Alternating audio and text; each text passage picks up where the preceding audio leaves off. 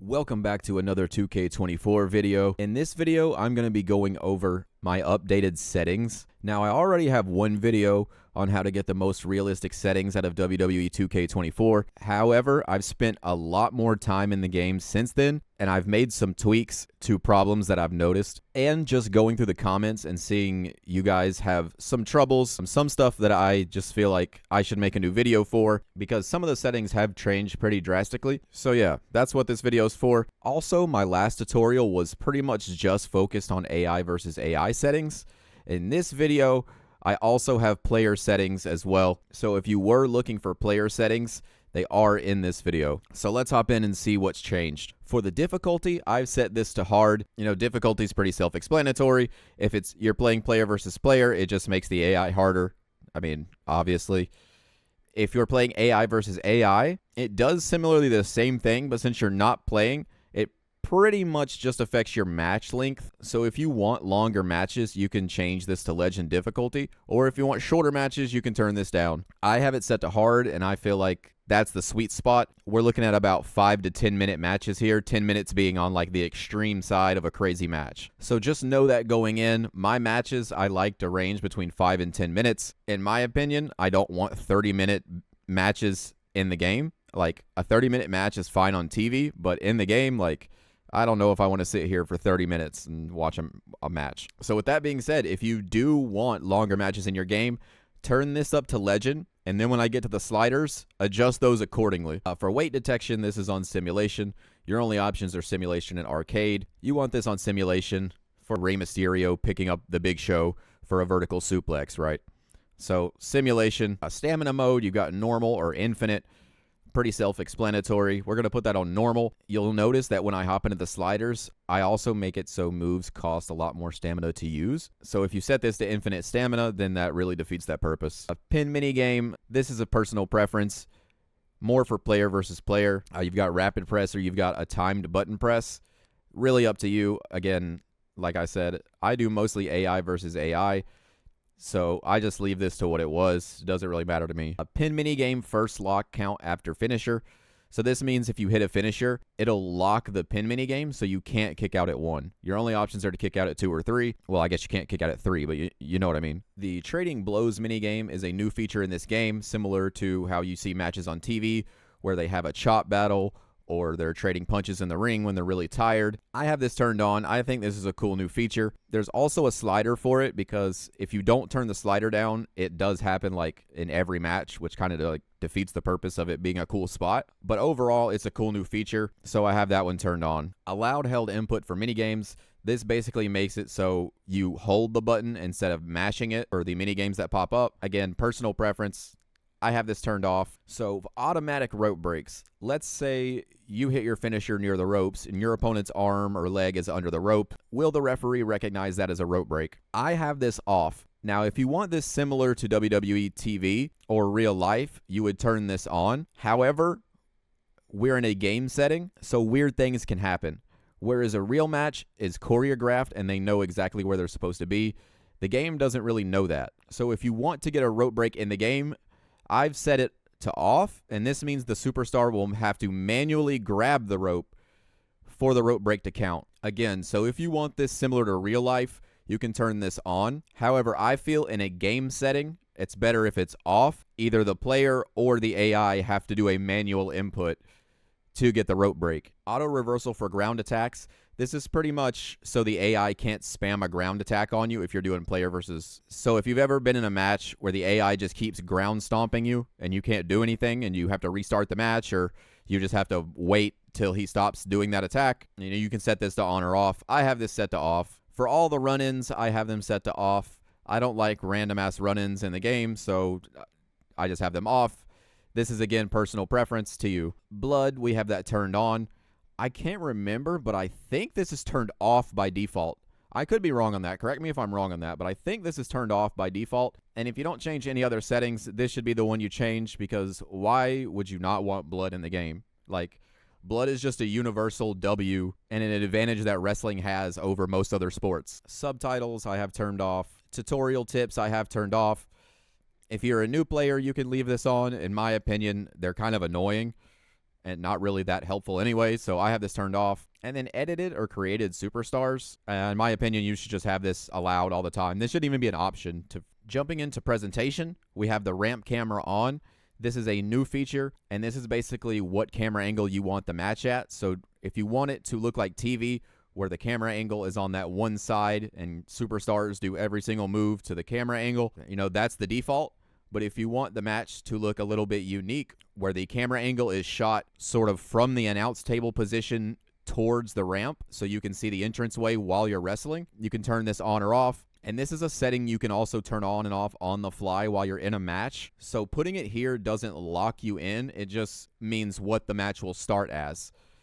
So if you want to start the match with the ramp camera and then decide once you get in the match that you don't want that, you can just change that on the fly. And that's going to be the same, I believe, with all of these presentation options, is you can change them all on the fly in a match. Camera cuts I have off. With most of the camera cut options or the panning options, I feel like they can get a little glitchy, especially if you get out towards ringside or superstars get like too far away from each other. A camera shakes. Again, I think it's a cool idea. It just doesn't happen the way I want it to. And sometimes they can be a little laggy, so I just have them turned off. Super finisher visual effects. This is for the new super finishers.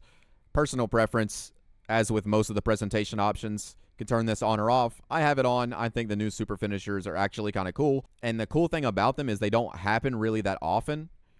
So having the visual effects on them is kind of cool. A camera panning, this will turn the camera and it'll rotate it to whether superstars are on the left or right side of the ring. I have this turned off. I think it's kind of jarring when the camera angle just randomly switches. Spectate control display. This gives you extra options if you're spectating a match. I have this turned off. I like my HUD to look pretty, I don't like anything in the HUD really but the two guys in the ring.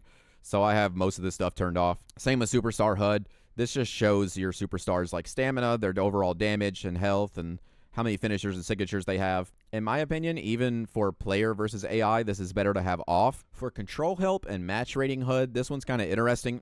I have this off. Again, I like my UI pretty clean. However, if you're doing player versus AI, you might want to consider turning this on if you're trying to buy the unlockables from the store. Because if this is turned off, you can't earn the in-game currency to get the unlockables. So if you already have all the unlockables, this doesn't matter. If you're still trying to earn them, you want this on at least until you get all of them. Reversal prompts I have turned off. Again, I have most of my HUD elements turned off, but this just shows you when you're able to reverse a move. Reversal input feedback. So you choose whether timing feedback such as late or early will appear when you miss a reversal prompt. I have this on off. For most of these prompts, I have them turned off. Post-match replays I have turned on. I feel like it's cool to see a replay of the match. Granted, most of the time in this game, the replays don't show the coolest moves or any of the actual best parts of the match. I have it turned on because it's still cool to see a replay, I guess. Display referee counts. Now, while I have most other prompts turned off, I have this one turned on because I don't play the game with sound on. I listen to my own music while I'm playing the game, so I can't really hear the referee counts at all. So I have it turned on just so I can see them. Watermark images. This is going to be if you want the WWE logo in the bottom corner of the screen, or if you want some other logo in the bottom corner of the screen like Netflix or AEW or whatever. If you do, then turn this on. If you don't, turn this off. And then when you make a custom show and it asks you for your watermark image, you don't have to change it at all. You don't even have to mess with that because it's already turned off. For the standing strike reversal rate, I have this set to 60. A lot of these settings, I should say, that I feel like are going to be pretty self-explanatory. I'm not going to jump into too much explanation on them just to save some time and not bore you to death by just pretty much repeating what the text says. And every now and then I'll stop and give a more in-depth explanation if I feel like one deserves it. For AI standing strike reversal rate, I have this set to 60. AI standing grapple reversal rate, I have set to 50. AI ground strike reversal rate, 45. AI ground reversal rate, 40. AI reversal rate for finishers at 40. Foreign object reversal rate at 35. Most of these settings I have turned up, which just makes the matches more back and forth in general. AI grab breaker rate is at 50. AI combo breaker rate at 45. AI combo rate at 50. For the submissions, I have turned them up to 25. I previously had them down a lot, but I've noticed that this game doesn't really do submission holds that often, so I turned it up, and this might still need some tweaking. I'm still unsure as to how drastically this affects things, as I still haven't seen many submission moves used, so if you want more submissions, you might want to turn this up a little bit more. This is still one I'm kind of like unsure on. For the AI dive rate, I have this set to 25. AI do a lot of dives in this game, so if you have this on the default setting and you want less dives in the game, then turn this down. Again, like I said, the AI does go for dives a lot. I might just recommend turning this down a little bit from the default setting anyways. AI springboard rate at 10. I've noticed that the AI also does a lot of springboard maneuvers, so I have this turned down. For grapple and strikes, I have them set at both at 65. AI limb targeting rate is at 25. AI running attack rate at 35. AI block rate at 50. And dodge rate as well at 50. AI trading blows rate. So I said earlier that you can turn trading blows on or off. I recommend turning it on and then coming here and tweaking the slider. I have it turned way down so it doesn't happen that often, and that makes it more of a special like spot when it happens. All of the run-ins I have set to 0. Referee downtime I've set all the way up at 100. This is because pretty much in any wrestling company throughout history, if the referee so much as even gets looked at, he's pretty much dead. So I have this set at 100. Basic reversal windows at 55. Ground attack reversal windows at 75. Signature and finisher reversals at 45. If you're a fan of seeing finishers reversed more often, then turn this one up. Weapon reversal at 55. I have this turned up because, in my opinion, if I was in a match, and I saw my opponent have a weapon, I would do everything in my power to not get hit by that weapon. So stamina cost I have turned up to 80. This makes moves mean more when you hit them because there's an actual negative cost to hitting a big move. And in that same vein, I have the recovery rate turned down. Now, one thing that does happen a lot in this game is the AI rolling out of the ring. I have both of those options set to 0, and it still happens a lot for me. Stun gain at 50.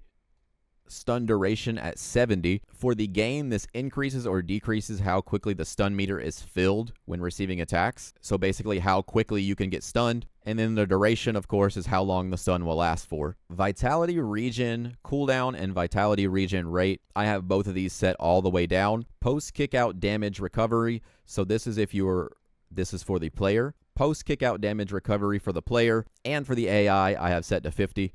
AI difficulty damage scaling at 45, and then drag and carry escape difficulty both at 25. For the targeting, I have left pretty much default. I didn't mess with this really at all. Now for the advanced settings, we'll hop into the minigame settings. As for the other options, the time pin minigames, submission minigame, and special guest referee, I have left those all on default, so I won't be going over those. But I will be going over the minigame settings because that affects quite a lot in the match. So up first are the player settings. Recent finisher influence. So if you just hit a finisher, this affects how difficult the minigame will be for the opponent. And I put that at 70. I like finishers to be pretty impactful. A previous finisher influence, this is the same thing, but it affects previous finisher influence, adjust how much the first 2 superstars. Previous finisher influence I have set to 60. Previous finisher influence plus 3. So if you hit 3 or more finishers, this is what this is for. I have it set to 65. And then for signatures, you want to follow the same philosophy as your finishers, but reduce them just a little bit. So the finisher influence is at 70. I've got the signature influence at 50. And then for the next one, I have it 20 less than the other one. And then for the signature influence 3, I have it at 50. And this is just because signature moves are supposed to be less powerful than finishers.